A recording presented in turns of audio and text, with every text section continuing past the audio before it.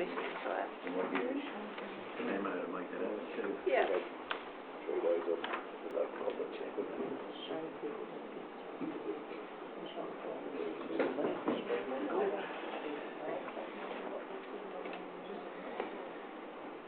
Good morning, councillors, staff and members of the public gallery.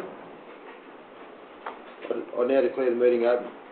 Federation Council wishes to advise members of the public gallery that meetings will be recorded and available after each meeting on Council's website. All care will be taken to maintain the privacy of those in attendance. However, as a visitor in the public gallery, your presence may be recorded. By remaining in the gallery, it is assumed your consent is given in the event your image is broadcast. This includes any filming by television cameras if attendance is approved by the General Manager or Mayor. Number 2, acknowledgement of the country. I'd like to acknowledge the traditional custodians of the land on which we are meeting today, the Bangarang people. The acknowledgement of the Aboriginal Torres Strait Islander people who now reside in our area. I extend that respect to elders past and present of the Bangarang nations. Number 3, I'll call for apologies. We have one apology being Deputy Mayor Councillor Whitechurch. Would someone like to move that apology, please? Moved by Councillor Law, seconded by Councillor Kendi. All in favour? Aye. Against? Carried. Applications for leave or absence, there be none. Confirmation of minutes for the last council meeting, moved by Councillor Thomas, seconded by Councillor Neagle. All in favour? Aye. Against? Carried. Disclosures of interest. I've one disclosure, being Councillor Longley, and the Howlong multi-purpose hall and gym. His nature of interest is the football club. Someone like to move that? I've got one more as well. I just want to put the report. So Councillor Longley's is for report 10.4, and I've also got disclosures of interest, being pecuniary interest disclosures from Councillor Kennedy for items 10.4, 10.5 and 10.6. There we go. Would someone like to move those, please? Moved by Councillor Law, seconded by Councillor Neagle. All in favour? Aye. Against? Carried. Number 6, the mayoral minute. Councillors, we had a speaker this morning, Mrs Kerr, who spoke in relation to the building in the park at Oaklands. The council decision at the moment was made last council meeting, and as today is as stands, unless any other councillor would like to move a motion against the decision. So I just thought I'd give an opportunity for council with respect of previous information and councillors. If not, I'll move on and with some... Can I make a comment? Councillor Thomas, yeah, you're welcome to make a comment. Just in regards to when we engage, and we've actually got a report in our business paper today in regards to our heritage and engaging our heritage advisors. Now, I would think that when you engage a heritage advisor, they are presenting council with advice, and that advice is based on their experience and expertise. I just find it really interesting in this particular case that we have been presented with this report for that building in Oaklands, and we have not gone with the recommendation from that Heritage Advisors report. That has been tabled on our business papers 3 meetings ago. Yeah, the only comment that I can make in relation to that is we are certainly advised by the Heritage Advisor on a lot of aspects over the communities and places of interest, and at the end of the day, it still comes back to the will of the people to maintain those buildings for that advice to progress. I'm not sure what's happened in this case.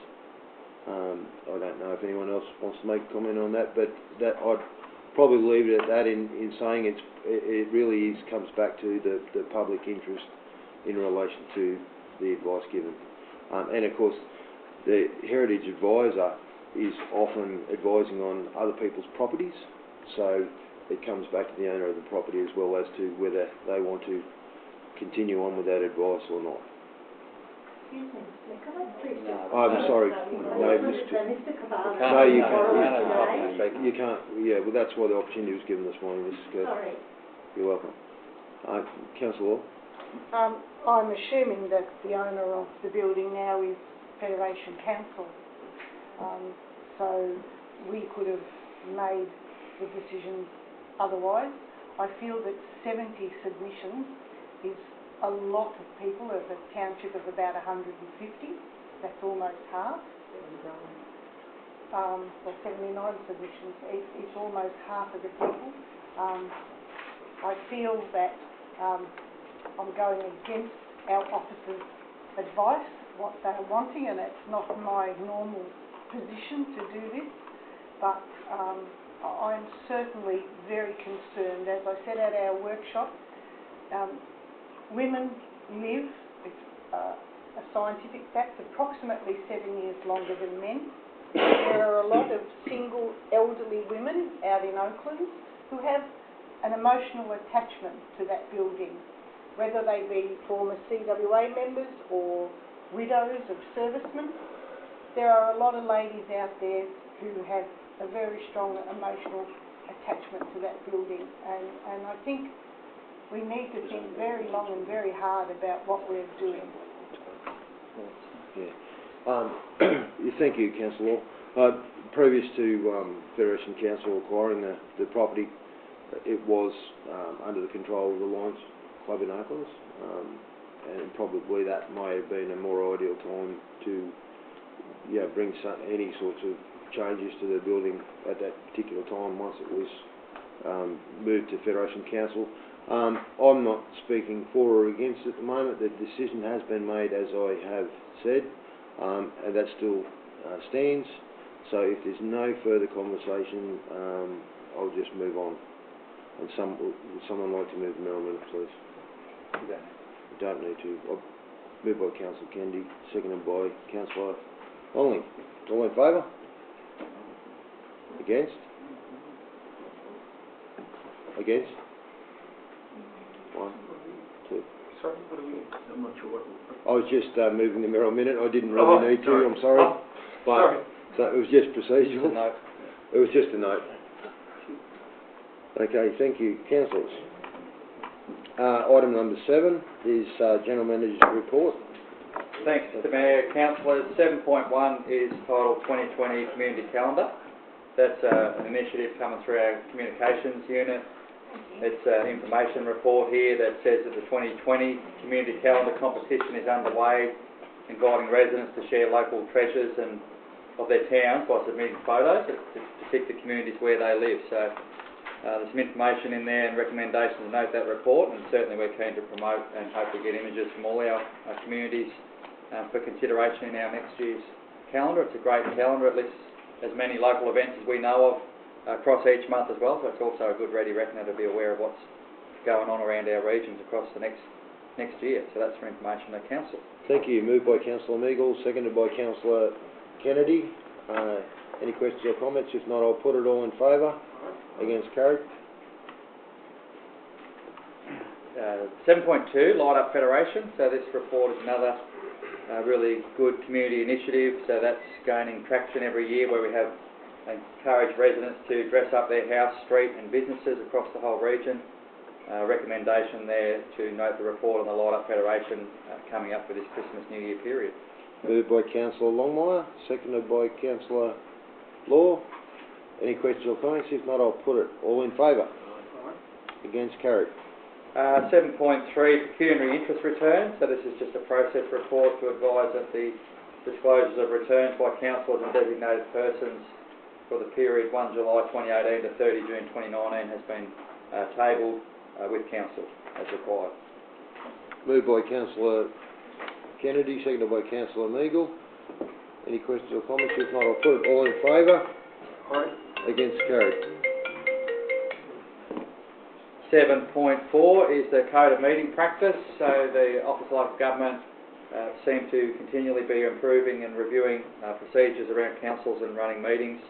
This brings forward an update regarding changes to the requirements So the report is there. Recommendation is to adopt the code of meeting practice. There's some key changes within the code as prescribed by the government now to remove the general manager and removal of the general manager in consultation with the mayor being able to call an extraordinary meeting without the need for obtaining 2 councillor signatures to consider urgent business. So that's requiring councillors to drive the process more so than the GMs.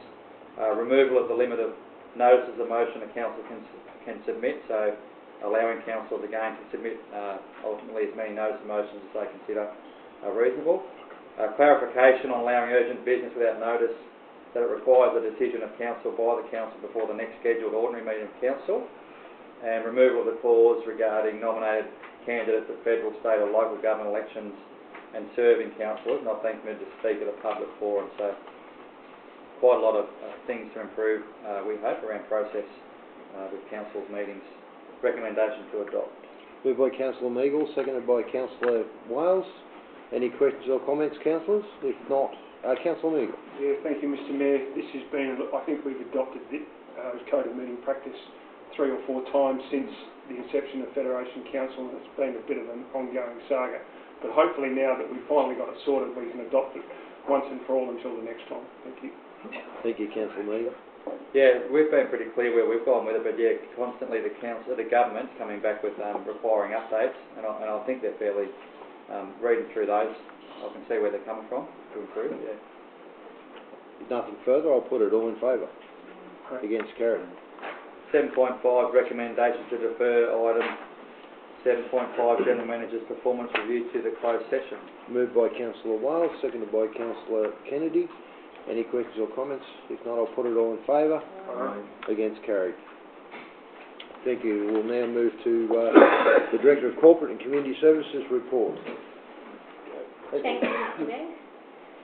This first report at agenda item 8.1 provides a reconciliation of council's cash balances and investments at the 30th of September 2019. As detailed in the report, council has current cash holdings of $35 million, of which $26 million is restricted for specific purposes. It is recommended this report be noted. Moved by Councillor Wales, seconded by Councillor Kennedy. Any questions or comments, councillors? If not, I'll put it all in favour. Against carried. Agenda item 8.2 is a report providing a summary of council's investments as of the 30th of September 2019, totalling $31.8 million. These investments have been made in accordance with council's investment policy. It's recommended that council note this report. Thank you. Moved by Councillor Meagle, seconded by Councillor Law. Any questions or comments? Thank you, Councillor Meagle. One quick question from Shannon. We're legislated that we can't invest outside of the current Big Four banks or AAA ratings, because the return, with interest rates being as low as they are, is having a significant impact on the funds that are available to council for ongoing operational things. Just a question. Correct, Councillor Meagle, there are restrictions on where council can invest its funds, and that is intended to ensure that the funds are held in institutions that are as safe as possibly can be. So there are restrictions there, and interest rates are low across the board with all the financial institutions. So it is impacting on interest income. Thank you, Councillor Meagle. If there's nothing further, I'll put it all in favour. Against carried. Agenda item 8.3 relates to council's annual financial statements for the year ended 30th of June 2019. Council is required to prepare financial statements each year, and council officers have been working quite diligently in finalising these financial statements for the year and working with council's external auditors, Crowe Horwood from Albury, to resolve any final matters there. The draft financial statements were presented to council's Audit, Risk and Improvement Committee last week at its meeting, and from that meeting the Audit Committee has recommended that council adopt the financial statements for the year ended 30th of June, subject to any minor changes required by the external auditors. In summary, the financial reports recognise $48.4 million of revenue and $48.1 million of expenditure, resulting in a net operating result for the year of $258,000. The $48 million of revenue compares favourably with the budgeted revenue of $45 million. increased revenue has come from a number of sources, including increased user charges and fees from the use of the Corowa Sale Yard, an increase in the water usage charges, and increased funds from RMS, the management of state roads. There's been some income from the sale of excess water entitlements and rebates from our insurance providers. In addition to that, there was additional merger funds of $5 million that were received by Council in December 2018. There is a timing difference in relation to some capital grants that have been allocated to Council, and we had budgeted to receive those in the financial year. They have not yet been paid, and they're pending progress of specific capital projects, but we do have funding agreements, so those funds will be forthcoming to Council in the coming 12-month period. The $48 million of expenditure does not compare so favourably with the budget of $33 million, the budget expenditure of $33 million. This is primarily due to a $10 million non-cash asset adjustments that are being required in relation to Council's asset data. Firstly, there's been cleansing of the asset data, which has been brought over from the former Corowa and Urannah Shire Councils, and a move to a straight line method of depreciation that is more consistent with the requirements of the Australian Accounting Standards. In 2018 and some period before, there was a non-linear method of depreciation that was used, and this resulted in, when you look at an individual asset, in the early life of an asset, there was very low annual depreciation being charged, and there was significant depreciation being charged in the later years of an asset's life. This has meant that the depreciation expense being recognised by Council has been lower than you would actually expect to see when we've had new assets coming on board. This non-cash adjustment totals $6.4 million and is effectively a catch-up of depreciation that should have been expensed in prior years. We have worked closely with the auditors to make sure that these adjustments are appropriate, and are confident that moving forward our depreciation will better reflect the depreciation that we should be recognising in accordance with the Australian Accounting Standards. There was also a $3.6 million write-down of assets from the disposal or replacement of assets that's recognised in the financial statements. This primarily relates to the situation where we renew our infrastructure assets. So if we replace a length of water pipe, we recognise the new asset of the construction of the new water pipe. However, we also have to recognise the write-down of any remaining value of the water pipe that was actually removed from the ground at the time. So there has been a practice where that hasn't always occurred, and so there's been a clean-up of our asset data, which has resulted in that $3.6 million write-down of the asset values. From an expenditure perspective, there's also been some increased expenditure that's come with respect to extra staff, materials, software that has been required to deliver merger funded projects, and extra services taken on by Council, such as the ballpark caravan park, and some expenses resulting from the organisational restructure that has taken place over the last 12 months. Moving over to the balance sheet, at 30th of June 2019, Council has current assets totalling $48 million, which adequately covers Council's current liabilities of $8.6 million, the external restrictions and then internal restrictions that are detailed in lengthy detail in note 6 of the financial statements. So in summary, Council has adequate resources to pay its current obligations. So Council officers have prepared these financial statements in accordance with the requirements of the Australian Accounting Standards, the Local Government Act, and any other pronouncements that we are required to comply with, and confirm that they present fairly Council's operating results for the year ended 30th of June 2019 and our financial position as at the 30th of June 2019. So the recommendation before you, and I do have to alter this slightly. So the first one is that Council note the progress on preparing the Federation Council annual financial statements for the year ended 30th of June 2019, and that Council authorise the signing of the declaration, as per the detail in the recommendation there. The proviso that I need to have added in there is that it's subject to any final minor audit adjustments. So the auditors are still finalising their review, and there may be, or I would expect there would be some minor adjustments required. So the recommendation before you is subject to any minor audit changes. Thank you. Thank you very much. Moved by Councillor Meagle, seconded by Councillor Law. And I would have to acknowledge Director Shannon. That's amazing work, and to get our financials in such order in a period of time with yourself and the team is just a real credit to you. So thank you very much, Director Shannon. I think she deserves a round of applause. Could I just say, Mr Mayor, there's lots of people in the team that put a lot of work into it, so they're the ones that deserve the applause and I will pass it. Yes, thank you. Under the leadership. Councillor Meagle. Yes, thank you, Mr Mayor. I'd just like to endorse your comments. Congratulations. I am being part of the Audit Risk Committee and understanding a little bit of the effort that has gone in by your team to provide that. Hats off to them, because there's a tremendous amount of work that's gone into it. I also just wanted to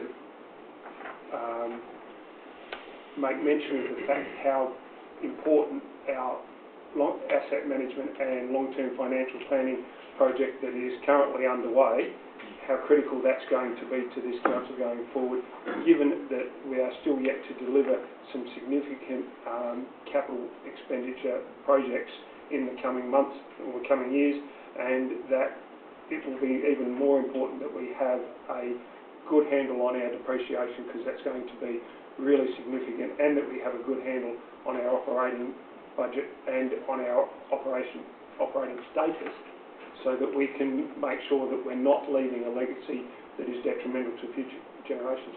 Thank you, Ms Shannon. Well done. And thank you, Councillor Meagle. Any further comments, staff? Councillors, if not, I'll put it all in favour. Against, carried. Agenda item 8.4 relates to the 2019 Youth Council Conference. So we had 6 of our youth councillors attended the Unleash the Future 2019 Youth Conference in Sydney that was held in September. This provided our youth councillors the opportunity to connect with other young leaders from across the state and share ideas and solutions to the current issues facing our community. So the recommendation before you is that Council note the report. Of the Federation Council Youth Councillors attended at that event, and that Council also note the letter from the Federation Youth Council Mayor Dylan Ford thanking Council for their support.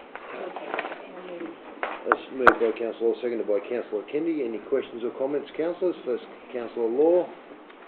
I'd like to congratulate Council on sending our youth councillors up to this conference.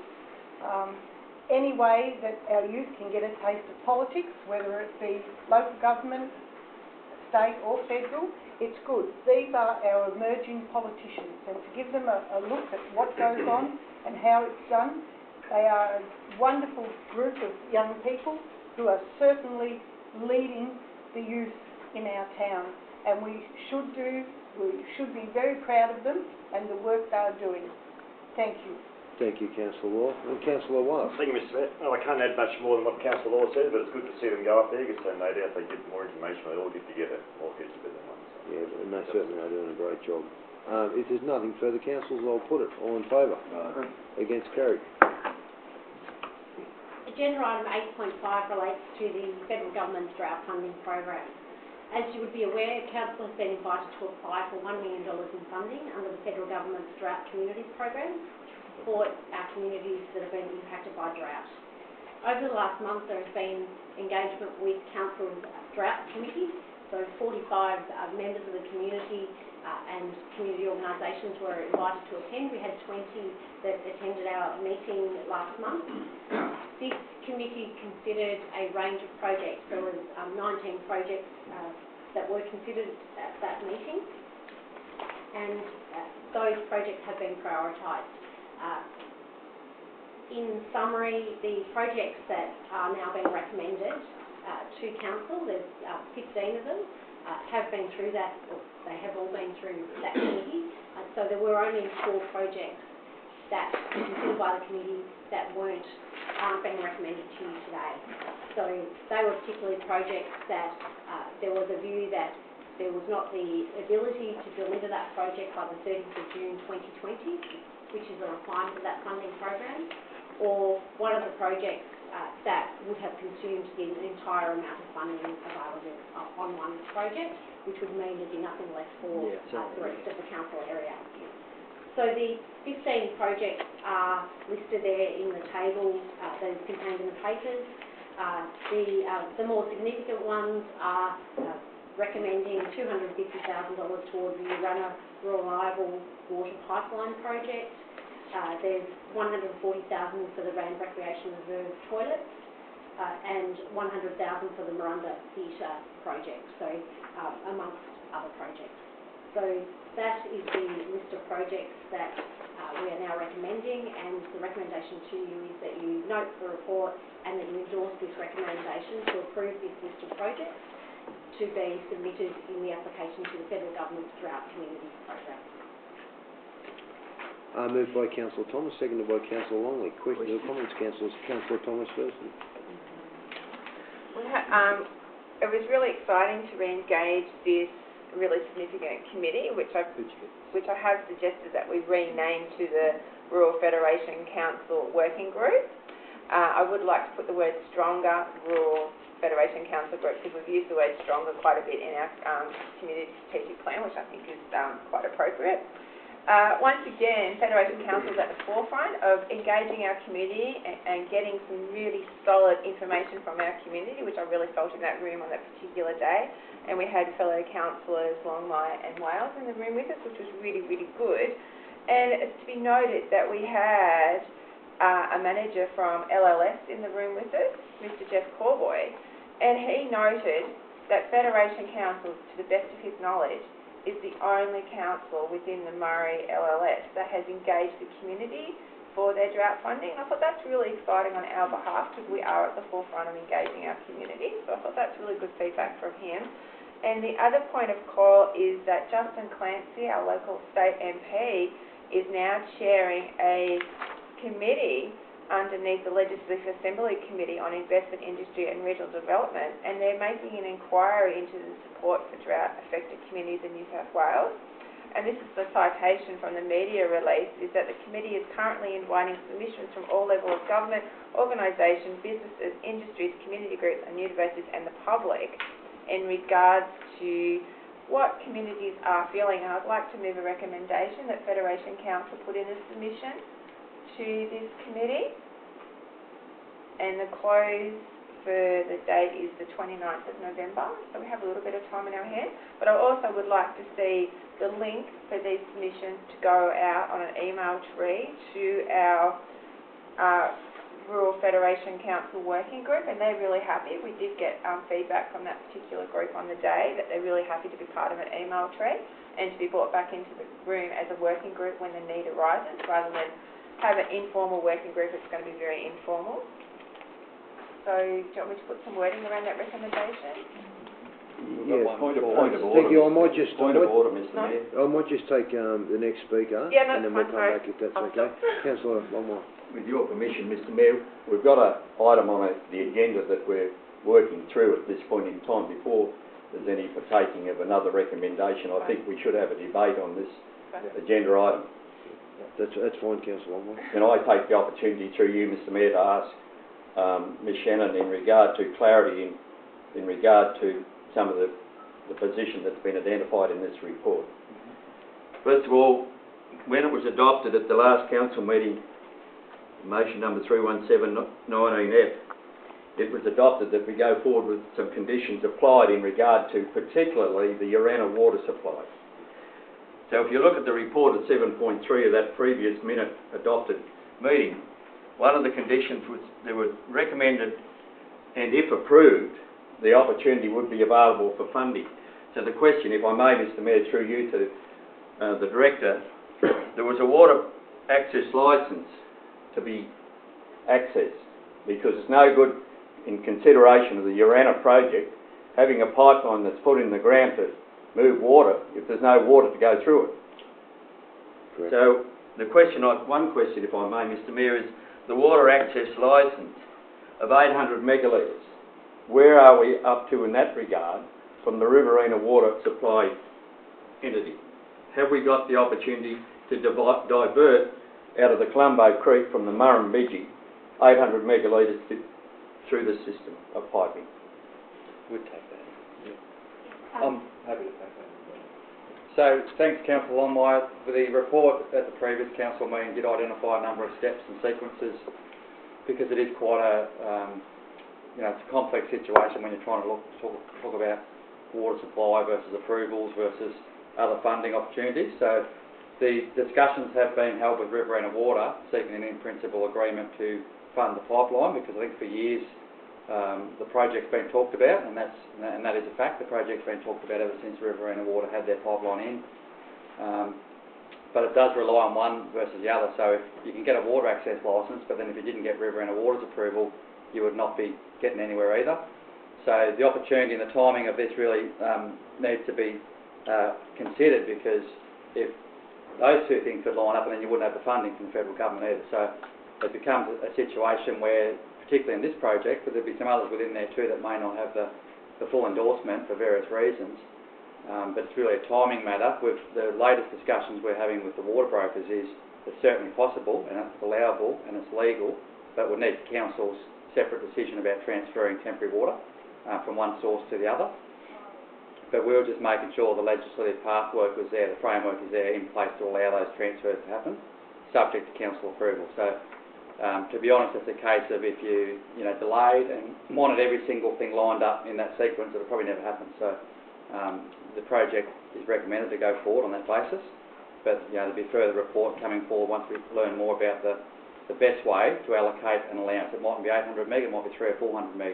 We might be temporarily selling water off Murray and getting water from Murrumbidgee through there. So there's certainly no legislative block that would say this project's not got any legs at all.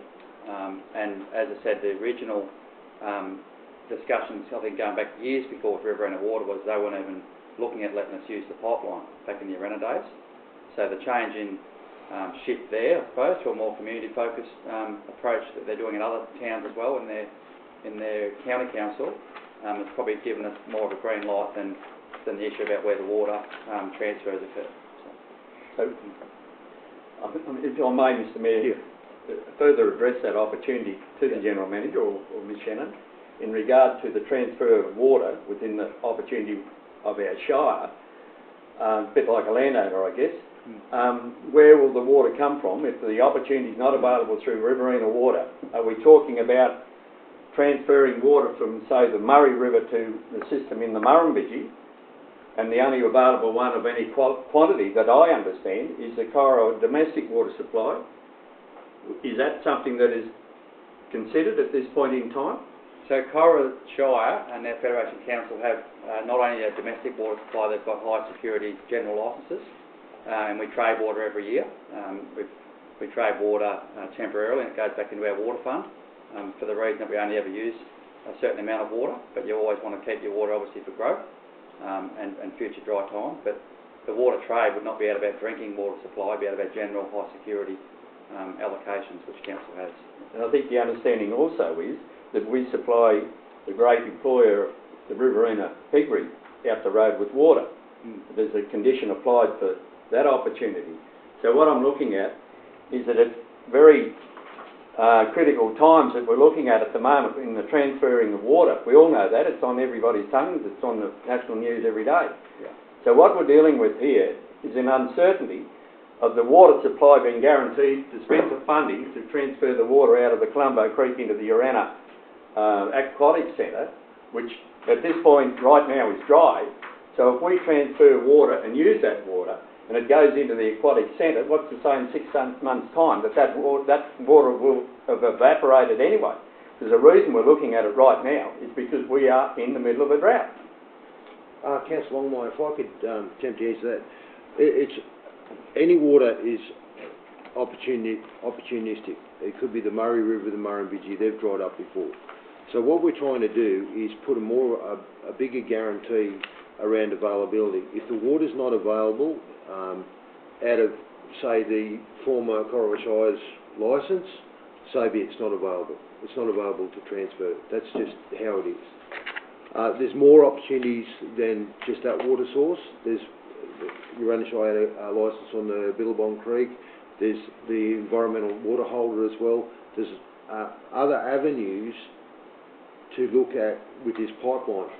So we had to put the horse before the cart.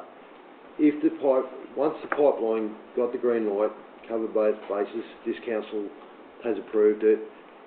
If the next Riverina Water meeting is the same, well, that then puts the pipeline in place with some funding behind it. Then the water is the next issue. At the moment, there is opportunity for water, whatever source it comes out of. In the future, it's a bit like the aquatic centre. It's 1 year, generally 1 year in 15 that it dries up. 1 year in 15. Every other year, you'll come into extreme heat times where the water level might go down a foot or two. So the opportunity to be able to put 10 or 20 megs into the aquatic centre to allow that recreation to carry on and the economic development is fantastic. So I would say year by year it would create an opportunity just for a top up. We could be 10, 20 or 30 megalitres of water, but to be able to do that will just make enormous difference, and I don't see it affecting any other water sources. If the water's not available and council decides it's not available to transfer, etc., it's not available. Can I ask a question, Yeah.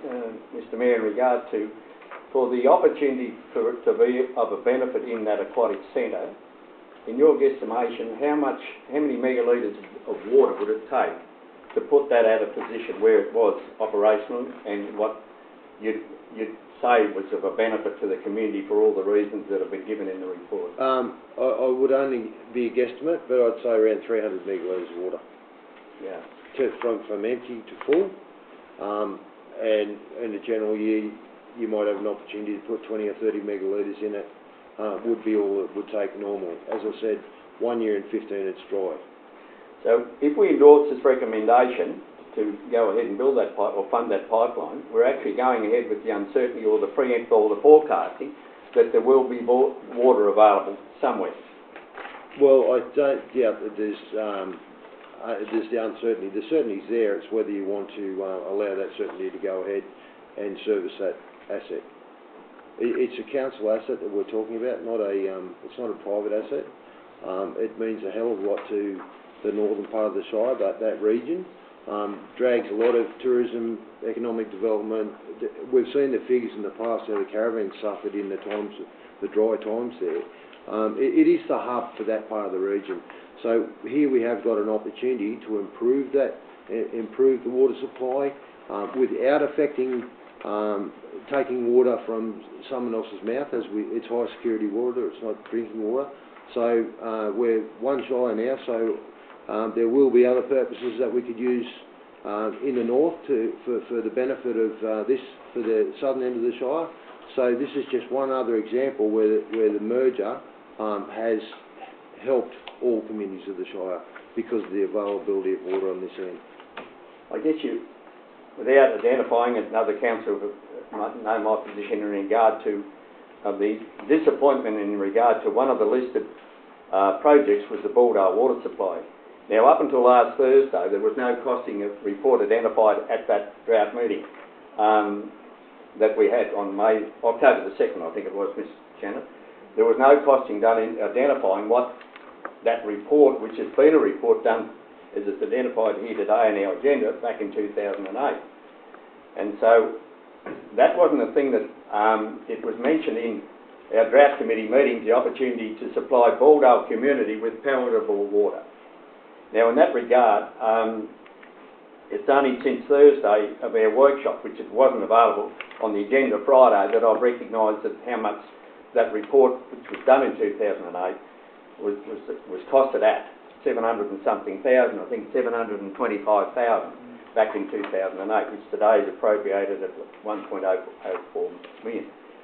What we're looking at, in my position, is really strong in regard to the sanctioning of putting a pipe, spending committed funds in a drought time to divert water that we're not sure of where it's coming from, against an opportunity where, in some respect, not total amount, but in some respect of palatable water, which is the most necessary item in the context of human life, to a little community at Baldown.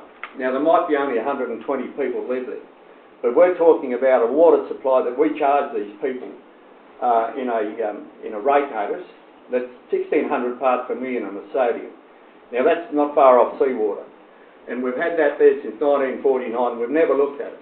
And in an opportunity that arrives where in the drought everybody's talking about water, the context of my deliberation today is in regard to the fact that these people have turned their meters off because the water they cannot consume is not worthy of putting through their house. It stains everything they put it through. They can't, a lot of them can't even clean their teeth or have a shower with that sort of water. They've got their own water tanks there, but there's no rain to fill the water tanks and have had to buy water. So in this situation, in this debate, I find it untenable to support what I've recognised and spoken about in a debate, not an argument, just a debate, to make it so that what are we going to do as a registered, recognised, really good council with all conscious purpose about what we talk about in regard to things that are beneficial, not only for the better part of our shire and the people that have got resources that can do things. I'm talking about people that have got a nice little house, a cottage out at Baldown. They've now been thrilled to the back teeth in regard to a new development out there with their hotel, and so these sort of things, and we have a policy, and I've seen the glossy booklet that instructions, Urana, Borey Creek, Opens, Baldown, Rennie, all about going forward to support these villages in regard to context of living and lifestyle. So that's my position today. I feel strongly about it. I'm not sure what we can do about it, but I certainly respect and ask of Council if there's some way we can find funding, and it may be through the opportunity that Councillor Thomas is on about, in regard to seek immediately some funding to go forward with this palatable water option out of the little community of Baldown. Councillor Longmire, I certainly totally agree with the concept of Baldown, and I'll fully support anything to make that happen. And I also acknowledge that Baldown's situation is quite an old situation that should have been, I would have thought, should have been attended to probably last drought. I think the confusion here is they're two completely different projects. Urana Shire identified this project many years ago and started putting money aside for it, where there still is a reserve fund to meet other finances to try and enable this pipeline. We're talking about pumping raw water, we're not talking about palatable water. So in one situation we're talking about servicing a community to maintain its hospitals, its doctors and its other services. So it is the economic goal there for that region or area to survive and to maintain those services, maintain community, such as drinking water does in your situation. But one is raw water, an opportunity to consolidate that area. Your situation with Baldown, as I said, and I would fully support looking into what funding we can get and pushing that project. I totally agree, it needs to be done, and it's come to our attention in the last few months, the Baldown water supply. I've been on Federation Council going into the third year, and so I would like to exhaust every opportunity to make that happen, and whether that becomes a conversation for council or whether Riverina Water or whatever, but I think they are two completely different subjects and should be treated as such. Any further comments, councillors? I might just add a quick comment there, just for the record, on the Baldown water supply scheme as well, on this report 2008 and the discussions we've had with Justin Clancy and others. It's really important, I think, for council and the community, etc., to be clear that the intent, you know, the discussions going back in 2008 and working forward on improving the Baldown water supply is not something that we haven't been made aware of either, and even through our director Steve Carmichael we've discussed getting refreshing that report and getting some different options to council to consider around improving that system out there. And to me it would be coming under the Safe and Secure Water Supply Scheme, which the New South Wales Government fund, or some other critical urgent drought funding situations. But the ultimate goal, same as with day sales, it should be brought wholly and solely under our water fund. So no longer having a 355 or however things have worked in the past, bring it totally within our water fund, so it's totally funded and even subsidised if it needs to be, to get to a position where they've got a decent, adequate supply of water. But I agree with Councillor Longmire, there's no time like now when the pressure's right on, and the people are wanting answers for that, so there's absolutely every reason to be urgent about that and to make inquiries through state. But you'd be hopeful of getting some critical funding through the New South Wales Government Safe and Secure Water Scheme, because they're out of water. Well, they're out of decent water. Definitely. If I may, Mr Mayor, I've had me go. Absolutely. Is there an opportunity for the mover and seconder in the recommendation to put a complement clause in there about what I'm on about in real terms? Is that an option, Councillor Thomas? Yeah, no, Well, Councillor Longmire, unless you'd like to treat this recommendation in relation to that grant funding and move a separate new motion in relation to the Bulldale Water Supply. So I'd like to do that, whichever way. Because we have got two coming up, we might be able to integrate both of them if you'd like. yeah. Sound good? Move this one, Happy? that's okay. Keep So we'll it deal clean. with this one first. Any further comments in relation to those projects or grant funding? If not, I'll put it. All in favour? Against, carried. Councillor Thomas and Councillor Longmire, perhaps together we could word a motion up that might fit both situations. Well, this is what I've penned so far. Just I have penned Federation Council in consultation with the Rural Federation Council Working Group make a submission to the legislative. Sorry, I can give you my messy notes. Yeah, that's right. We'll just go through it. Consultation with. Get it to top up first and then adjust it later. Okay, that's a great idea. With the Rural Federation Council Working Group. Yeah. We really don't have a set name for them at the moment, so that will be Yeah, we'll fine. Make a submission to the Legislative Assembly Committee inquiry into support for drought-affected communities in New South Wales. And Point 2? yeah, point 2 Support for drought-affected communities could be highlighted in New South in our submission with what Council Online. That might work, Brendan. Yeah, I think that needs to be identified absolutely in regard to, what I'm on about. And I think that gets support from council, absolutely. So I'm thinking point 1, point 2, Yeah. to clarify. I think so. Some wording around point 2 would that that council. the council investigation. Highlighting the submission highlight if I may be, Mr. Mayor. Yes, thank you, Councillor Meagle. The submission highlight the urgent need for palatable water supply to the Bulldale community. Communities of Bulldale and Daysdale. And Daysdale, yes. Potable. Potable. Potable. Potable. Yeah, potable. Yep. Supply.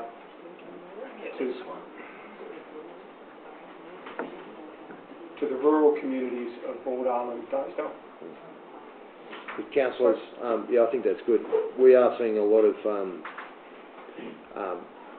stock and domestic systems going in.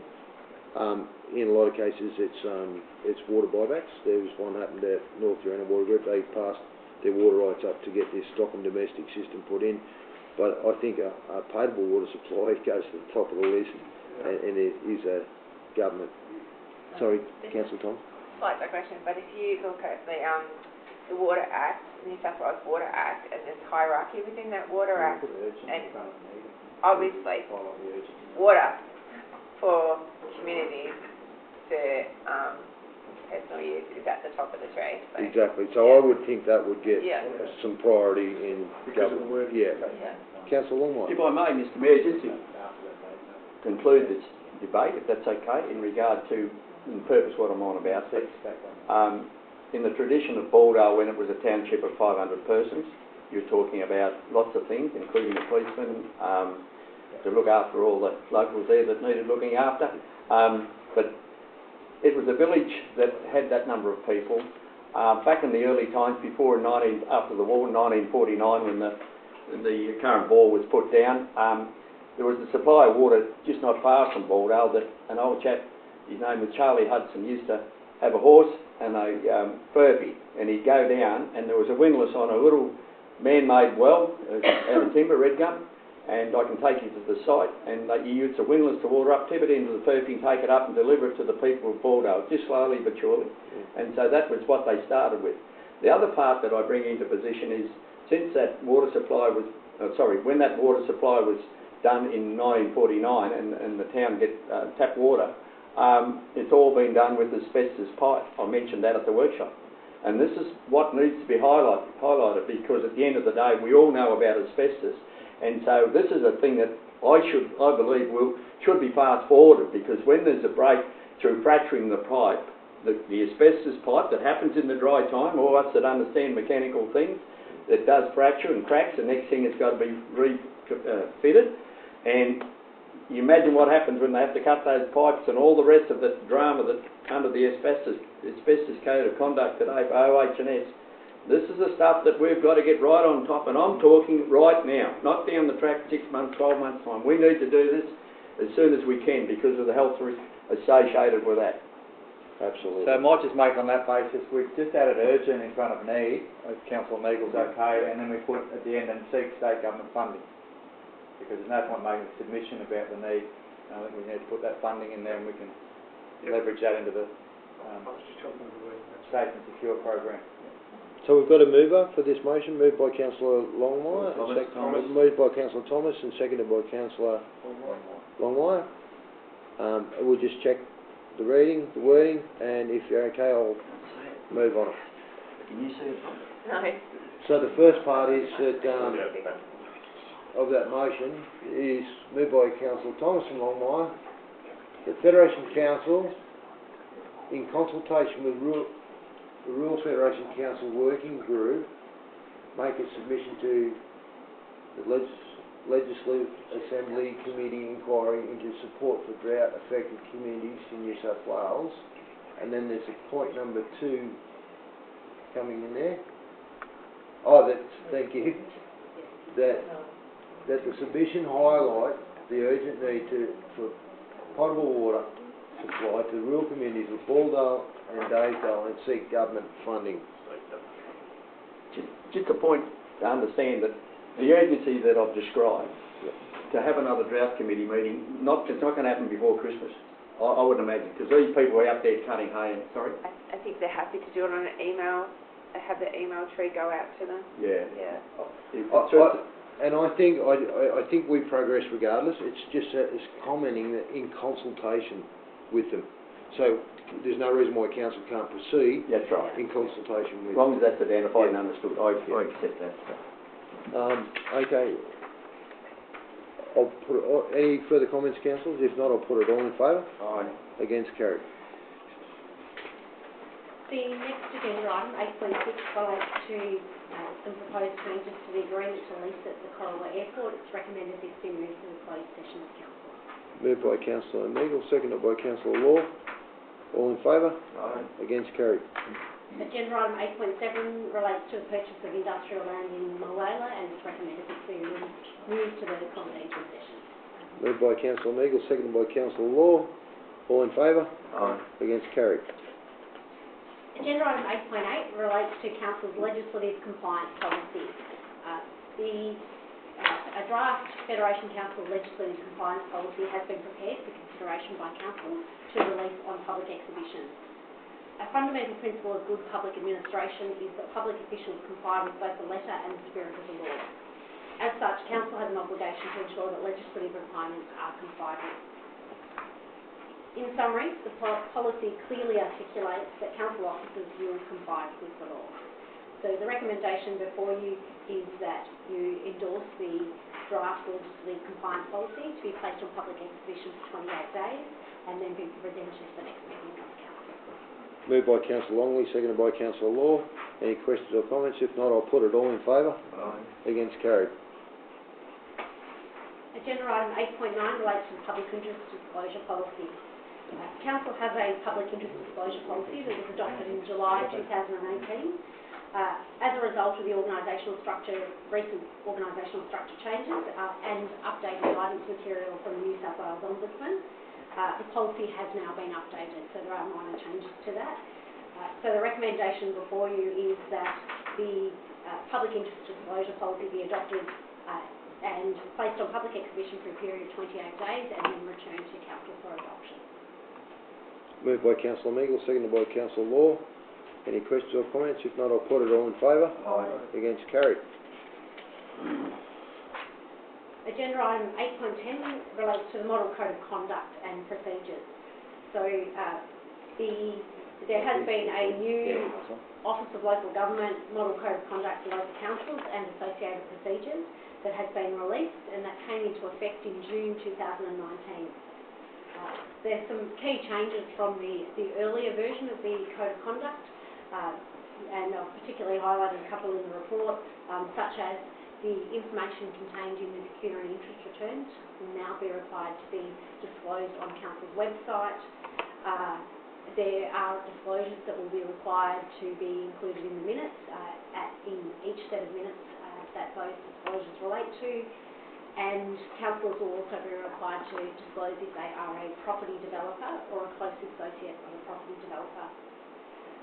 If there are breaches of pecuniary interest requirements by councillors, it is treated as misconduct and will be dealt with by the Chief Executive of the Office of Local Government.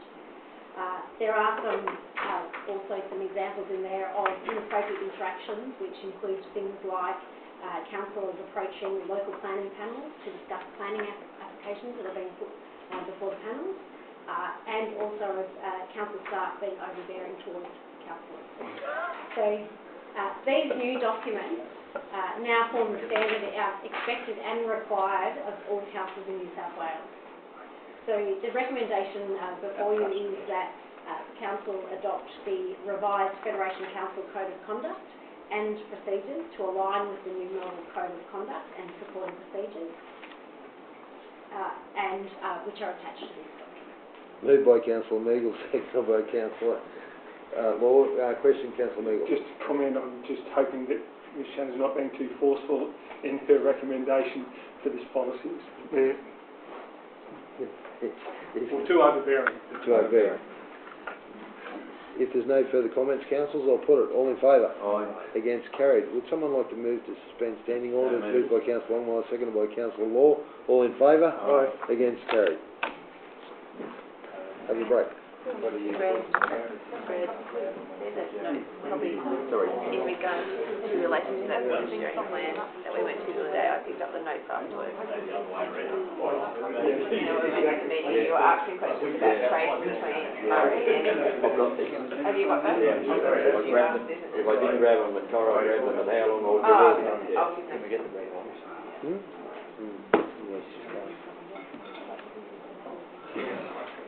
Heard the name. Oh, no.